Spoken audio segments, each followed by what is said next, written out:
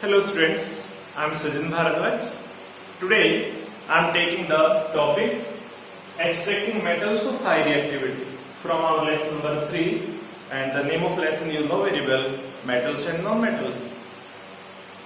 In this current topic we shall discuss about those elements like sodium, calcium, potassium, aluminium which are considered to be high reactivity elements, जिनको आप normal तरीके से जो अभी तक हमने पढ़ा कि मेटल्स को हम उनकी मिनरल से मतलब ओर से एक्सट्रैक्ट करने के लिए समटाइम हम हीट करते हैं, समटाइम हम उनको ऑक्सीजन की प्रेजेंस में डिकम्पोज करते हैं, समटाइम उनको हमने कैल्सिनेशन, रोस्टिंग इस टाइप के नेम दिए हैं।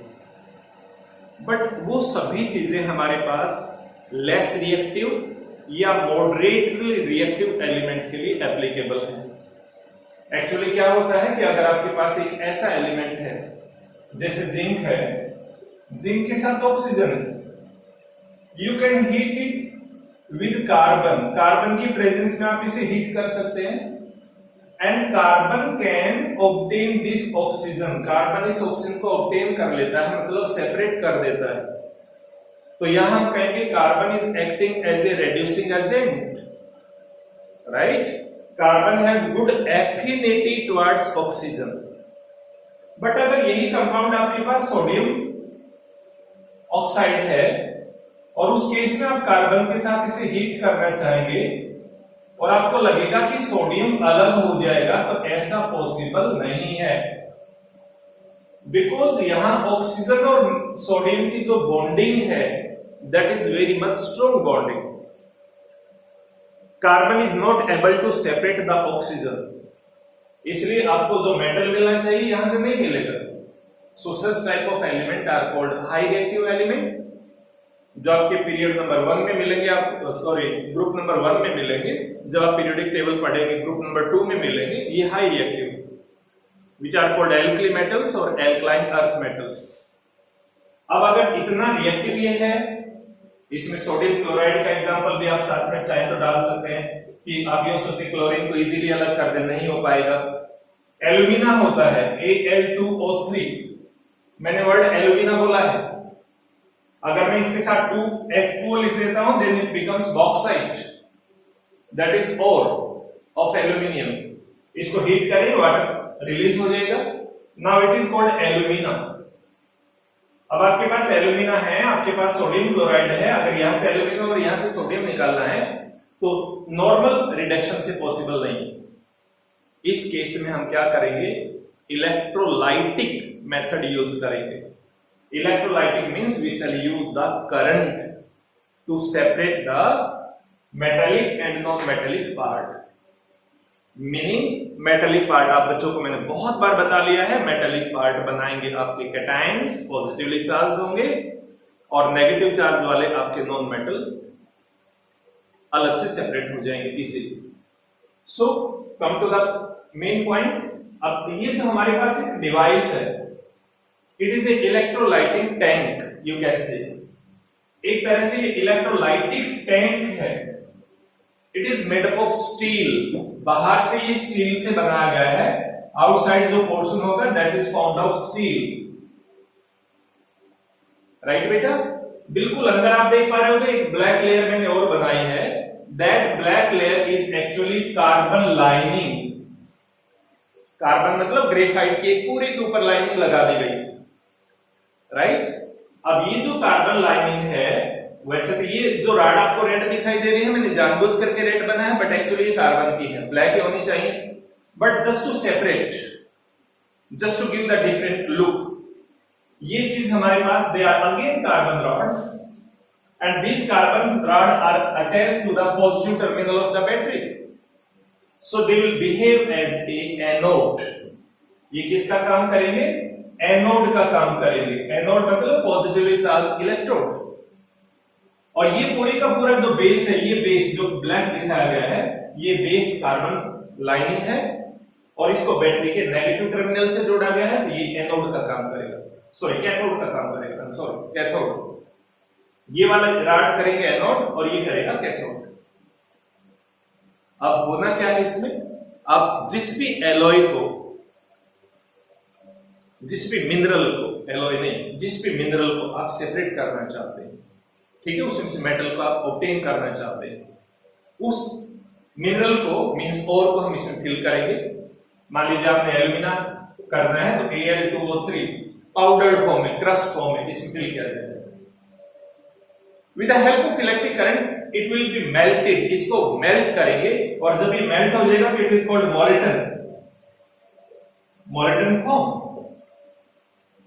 अब जैसे ये मोलिटन फॉर्म में आएगा, मोलिटन फॉर्म में आने से आपका एल्यूमिनियम और oxygen they will start separating, वो अलग होना शुरू हो जाएंगे। Same story can be done with the help of sodium chloride. Sodium chloride के साथ भी ऐसा आप कर सकते हैं। अब दोनों ही केस में सिमिलर स्टोरी है, यहां पर ऑक्सीजन नेगेटिव है, यहां पर क्लोरीन नेगेटिव है, सोडियम पॉजिटिव हो जाएगा, एल्यूमिनियम पॉजिटिव हो जाएगा। तो पॉजिटिव जो मटेरियल होगा, पॉजिटिवली चार्ज जो आयन होंगे वो किधर जाएंगे, नेगेटिव चार्ज। ये कार्बन लाइनिंग नेगेटिव चार्ज, यानी ये कैथोड है अंदर पूरा। तो जैसे यहां पर मटेरियल आपका मेल्ट होगा, ये मटेरियल मेल्ट होने से, यानी जो एल्यूमिना होगा Al2O3, जैसे ये मोलिटन फॉर्म में आएगा तो उस टाइम पर, मोलिटन फॉर्म में आने पर हम इसकी इक्वेशन अगर लिखना चाहें तो Al2O3 की इक्वेशन हम ऐसे लिख सकते हैं, Al2O3, यहां ये कंपाउंड है हमारे पास, ये इस समय मोलिटन फॉर्म में है, इसमें आप करंट पास करेंगे, करंट लिख दीजिए आप यहां पर, बी केयरफुल, करंट हमारा डीसी होगा, इलेक्ट्रिसिटी वर्ड लिखा होता है कुछ बुक में, इलेक्ट्रिसिटी का मतलब एसी नहीं लिख सकते आप, ठीक है, या यहां लिख सकते हैं इलेक्ट्रोलाइसिस, इलेक्ट्रोलिसिस मतलब इलेक्ट्रिसिटी की हेल्प से किसी चीज को स्प्लिट कर देना, दैट इज कॉल्ड इलेक्ट्रोलिसिस। अब इसमें एल्यूमिनियम बनेगा Al 3 unit positive charge, right, plus oxygen 2 unit negative charge. अब ये 3 यूनिट नेगेटिव चार्ज है, ये 2 यूनिट नेगेटिव चार्ज है। अगर इन चार्जेस का बैलेंस करना चाहते हैं तो एलसीएम ले लें 3 और 2 का, और वो आएगा 6, तो इसको 2 से मल्टीप्लाई कर दीजिए और यहां 3 से मल्टीप्लाई कर दीजिए। और क्योंकि यहां पर 2 हमने अप्लाई कर दिया है तो ये एल्यूमिनियम 2, ठीक है। ऑक्सीजन यहां 3 है, यहां भी ऑक्सीजन 3 है, तो यहां O2 नहीं लिखना अभी आपने। इनिशियली नेसेंट ऑक्सीजन बनता है और वो नेसेंट ऑक्सीजन इसके अंदर से निकल करके धीरे धीरे ये जो आपके पॉजिटिव चार्ज वाले हैं, ऑक्सीजन यहां पर इकट्ठा हो जाएगा, ऑक्सीजन की सराउंडिंग में जाएगा यहां पर, और जो आपका ये नेगेटिव पोर्शन है, जो एल्यूमिनियम पॉजिटिव होगा, यहां पर आ जाएगा आपका एल्यूमिनियम पॉजिटिव मोलिटन फॉर्म में। लेकिन ये हिस्सा नेगेटिवली चार्ज होगा, और नेगेटिवली चार्ज होने की वजह से जो आपके पास Al3 पॉजिटिव है, that will gain 3 electron and it will convert into Al मतलब एल्यूमिनियम मेटल। वो मेटल लिक्विड फॉर्म में होगा, that can be taken out, उसको बाहर निकाल सकते हैं। यही चीज एग्जैक्टली आप चाहें तो सोडियम क्लोराइड के साथ कर सकते हैं। सोडियम क्लोराइड आप इसे फिल करेंगे, सोडियम क्लोराइड को आप हीट करेंगे, वो मोलिटन फॉर्म में आएगा। मोलिटन फॉर्म में आते ही जैसे यहां पर ऑक्सीजन आया था, अब की बार कौन आ जाएगा, क्लोरीन, गैसेस फॉर्म में, क्योंकि क्लोरीन भी नेगेटिव बनता है शुरू में, ठीक है। बी केयरफुल, मैं क्लोरीन अगर बोल रहा हूं तो क्लोरीन का मतलब ये Cl, और अगर मैं क्लोरीन गैस बोल रहा हूं तो Cl2, राइट। और क्लोराइड अगर बोल रहा हूं तो फिर Cl के साथ यहां पर माइनस चार्ज आपने लिखना है। तो टेक केयर, Cl बोलूंगा तो क्लोरीन, क्लोराइड बोलूंगा तो Cl नेगेटिव, और क्लोरीन गैस बोलूंगा तो Cl2 बन जाएगा। अब क्लोरीन गैस यहां पर आके कलेक्ट हो जाएगी, सोडियम जो बचेगा वो यहां नीचे आ जाएगा। तो this is the method which is used for the extracting. Metal मिल गया आपने को, यहां एल्यूमिनियम मिल गया, ये सोडियम मिल गया, मेटल को ऑब्टेन करना ही तो एक्सट्रैक्शन ऑफ मेटल कहलाता है। सो this method is called electrolytic, you can से। रिफाइनिंग इसे नहीं बोलूंगा, रिफाइनिंग अगले टॉपिक में आएगा। तो ये इलेक्ट्रोलाइटिक प्रोसेस है, इस प्रोसेस में हम हाई रिएक्टिव मेटल को with the help of DC current, direct current, हम सेपरेट कर सकते हैं। पूरा कंटेनर लिया हमने, कंटेनर में बाहर स्टील लगा हुआ है, बीच में ये जो रेड कलर की लाइन छोटी छोटी आपको दिख रही होगी, ये नॉन कंडक्टिंग मटेरियल है, और अंदर फिर आपने कार्बन की लेयर लगाई। कार्बन को हमने नेगेटिव के साथ अटैच कर दिया है, नेगेटिव के साथ अटैच करने से ये एनोड बन गया, क्योंकि इस पर नेगेटिव चार्ज होगा तो पॉजिटिव चार्ज वाले जो आयन होंगे नेगेटिव नीचे की तरफ आएंगे, पॉजिटिव चार्ज वाले नीचे आएंगे, और जो नेगेटिव चार्ज वाले आयन होंगे वो इसके पास पॉजिटिव वाले के पास पहुंच जाएंगे। तो नेगेटिव वाला ऊपर, पॉजिटिव वाला नीचे, they can be separated with the help of current. So this method is called electrolytic process of extracting the metals. कौन से metal? Which are having high reactivity. Clear? तो ये चीज आपने एक से ज्यादा बार देखनी है। ये इक्वेशन आपको जरूर याद करनी है। ये आपके पास एल्यूमिना था, अगर सोडियम क्लोराइड का केस आएगा तो हमारे पास NaCl यहां पर लिखेंगे, इसके साथ मोलिटन वर्ड देंगे आप उसी तरह से, और यहां आपका शुरू में Na प्लस बन जाएगा और यहां पर बन जाएगा प्लस Cl नेगेटिव। ये नेगेटिव वाला इस पॉजिटिव टर्मिनल के पास जाकर के नेगेटिव और ये फिनिश हो जाएगा, क्लोरीन गैस बन जाएगी यहां पर जाकर के, और सोडियम आयन जो पॉजिटिव चार्ज वाले ऊपर से नीचे आएंगे, यहां नेगेटिव चार्ज है, नेगेटिव पॉजिटिव मिलकर के दोबारा से क्या बन जाएंगे? मेटल के फॉर्म में। So in this way we can separate the metal. ठीक है, उसके बाद अगला जो टॉपिक है, इसी में मैंने अभी टाइटल में लिखा नहीं था, दैट इज कॉल्ड रिफाइनिंग। उसका नाम हमने क्या लिखना है? रिफाइनिंग। तो सेकंड टॉपिक है इसमें रिफाइनिंग ऑफ मेटल्स। मेटल को रिफाइन करना। रिफाइन का मतलब क्या है? रिफाइन का मतलब होता है प्योरीफाइंग। Purifying the metal. आप बच्चों ने रिफाइंड ऑयल सुना है? रिफाइंड घर में सुना होगा। उस ऑयल को आप पैकेट से बाहर निकालते हैं तो देखिए, it gives A water like look. लेकिन अगर वही ऑयल आप प्योर ऑयल लेकर के आए, जैसे मस्टर्ड ऑयल हमारे घर में यूज करते हैं, अगर आपके घर में बिल्कुल प्योर मस्टर्ड ऑयल है तो दैट इज रेडिश ब्राउन। ठीक है, लेकिन अगर आपने रिफाइंड ऑयल लेकर के आ गए हैं तो उसका जो कलर है वो बिल्कुल लाइट हो जाता है। इसका मीनिंग ये हुआ कि उसके कुछ कंटेंट को वहां से क्या कर दिया गया है? रिमूव कर दिया गया है। एक्चुअली आप बच्चों को जो मैंने स्टेप्स बताए थे मेटलर्जी के, क्या क्या बताए थे? फर्स्ट ऑफ ऑल हमने कंसंट्रेशन की बात की, उसके बाद उसमें से जो भी आपके पास मेटल है उस मेटल को ऑब्टेन करने की बात की। पहले ऑक्साइड फॉर्म में आता है, फिर रिडक्शन करते हैं, और रिडक्शन के बाद लास्ट स्टेप, देखो मैं दोबारा लिख देता हूं, मेटलर्जी में 4 स्टेप है मेन। फर्स्ट स्टेप है कंसंट्रेशन, दूसरा स्टेप आपके पास आया था getting oxide of the metal, getting oxide of metal यानी मेटल ऑक्साइड। तीसरे स्टेप में बताया था रिडक्शन। रिडक्शन का मतलब ये होता है कि मेटल ऑक्साइड से अपने को मेटल मिल गया। और फोर्थ स्टेप में हमारे पास ये जो मेटल यहां मिलता है, ये मेटल यूजुअली प्योर नहीं होता है, उस मेटल को प्योर करना होता है, और प्योर करने के लिए वर्ड रहेगा रिफाइनिंग। क्या वर्ड देंगे बेटा हम? रिफाइनिंग। तो मेटल को रिफाइन करने की हमारे पास कुछ प्रोसेसेस में ब्रीफ में डिस्कस कर देता हूं आपको। ठीक है, बहुत डिटेल करते हैं तो वीडियो बहुत लंबा हो जाता है, और मैं बार बार कहता हूं कि आपकी कंसंट्रेशन मुझे बहुत पुअर लग रही है। ये आपके लिए चैलेंज है कि आप अपनी कंसंट्रेशन को प्लीज जरूर बढ़ाएं। Refining of metals. अब जब मेटल को आप रिफाइन करने जा रहे हैं, मतलब उसको प्योरीफाई करने जा रहे हैं, तो कैसे प्योरीफाई कर सकते हैं? जैसे मैं हमेशा कहता हूं कि जैसी बीमारी होती है वैसा इलाज किया जाता है। ठीक है, treatment is according to the disease. ऐसे रिफाइनिंग भी अलग अलग तरीके से होती है। आपकी बुक में सबसे कॉमन जो रिफाइनिंग का मेथड दिया गया है that is electrolytic refining. Electrolytic refining मतलब इलेक्ट्रिसिटी की हेल्प से मेटल को रिफाइन करना, साफ करना, to get the pure metal using electricity, using current. बार बार बता रहा हूं, डीसी यूज होगा। एसी एंड डीसी के बारे में इलेक्ट्रिसिटी के चैप्टर में डिटेल में बताऊंगा क्या होता है। तो इलेक्ट्रोलाइटिक रिफाइनिंग, अब इसमें क्या होता है, जो अभी डायग्राम बना हुआ था यहाँ पर, ये एक सिमिलर फिगर की रहेगी। You can draw this figure. It is an electrolytic tank, and this electrolytic tank will contain a salt solution.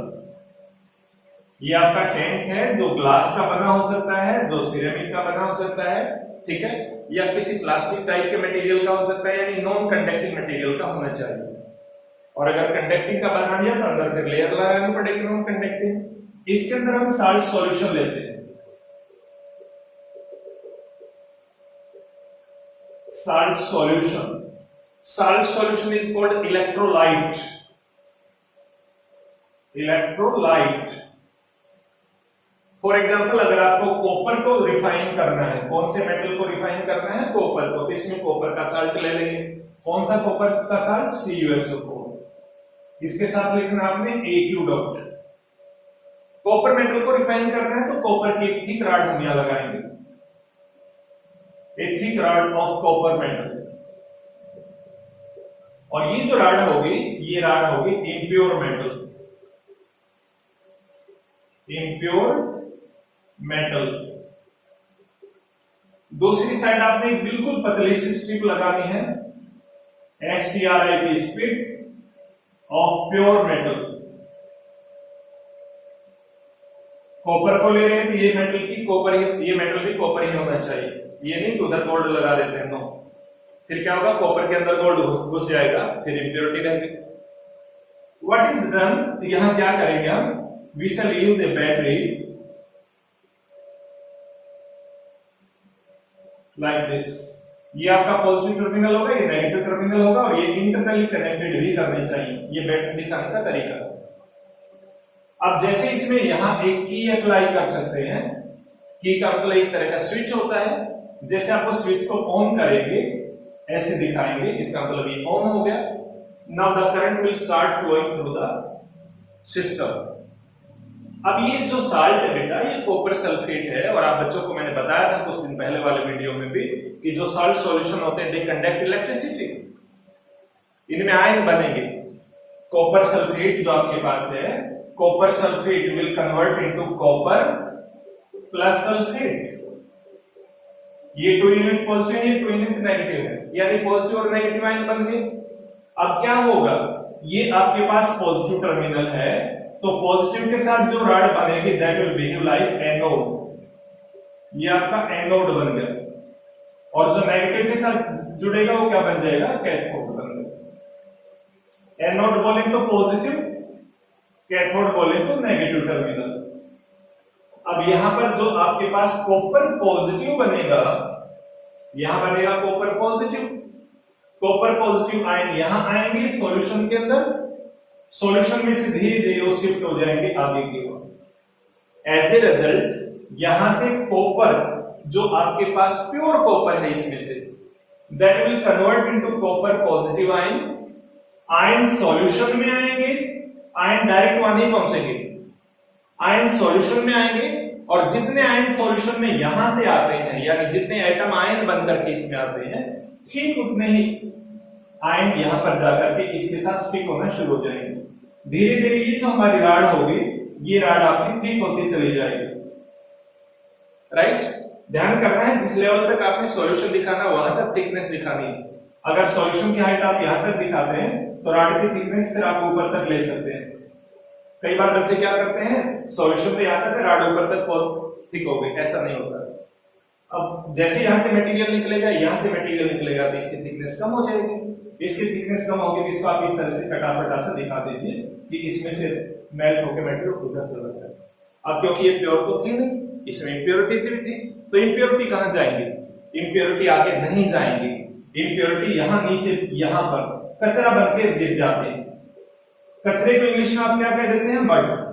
ये मड, MUD, मड। मड किसके नीचे आया है? एनोड के नीचे, इसलिए इसका नाम बन जाएगा anode mud. It is called anode mud. So this is the method in which we can get more than 99% pure metal. तो इस मेथड का सिंपल सा मेथड है, और ये आपके इस चैप्टर का सबसे इंपॉर्टेंट टॉपिक में से एक है, रिफाइनिंग ऑफ मेटल्स।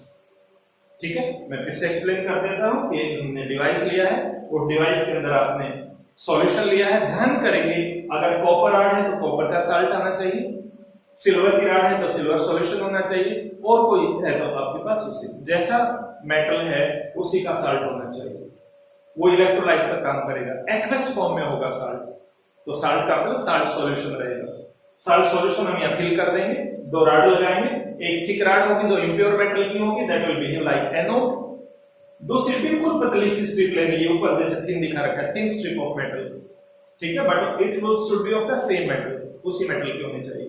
तो इस तरह से आप इसको कंप्लीट करेंगे। जैसे करंट पास करेंगे, करंट की डायरेक्शन ये रहेगी ऐसे, पॉजिटिव से करंट नेगेटिव की ओर जाता है, यहां तक तो आएगा करंट। अब यहां आयंस का फ्लो होगा, यहां पॉजिटिव आयन बनेंगे, पॉजिटिव आयन सॉल्यूशन में उतरेंगे, और सॉल्यूशन से उतने ही पॉजिटिव आयन यहां चले जाएंगे, ठीक है। यहां जाते ही क्योंकि यहां पर नेगेटिव चार्ज होता है, तो अगर आपके पास ये कॉपर 2 यूनिट पॉजिटिव बना है तो यहां से 2 इलेक्ट्रॉन लेगा ये, और उसके बाद कॉपर एटम बन जाएगा। एटम यहां इकट्ठे होते चले जाएंगे, और एटम जैसे जैसे इकट्ठे होंगे कॉपर की रॉड की थिकनेस इंक्रीज हो जाएगी, यहां थिकनेस उसी रेशियो में डिक्रीज हो जाएगी, and the impurities are there, they will fall down, they are called anode method, and this method is called electrolytic refining method, ठीक है। तो ये चीज आपने ध्यान करनी है। There are 2 more method of refining, 2 method और होते हैं हमारे पास। वैसे तो बहुत सारे मेथड हैं, बट जो हम आमतौर पर बुक्स में देखते हैं, एनसीईआरटी में इसी का ज्यादा जिक्र था जो मैंने अभी आपको बता दिया, that is zone refining, and third one is van Arkel, van Arkel method. अब ये जो ज़ोन रिफाइनिंग है, ज़ोन रिफाइनिंग में क्या किया जाता है, एक राड लेते हैं, थिक राड ली जाती है मेटल की। मान लीजिए हमारे पास एक थिक राड है, it is a rod of impure metal. किसकी राड है ये? इम्प्योर मेटल की।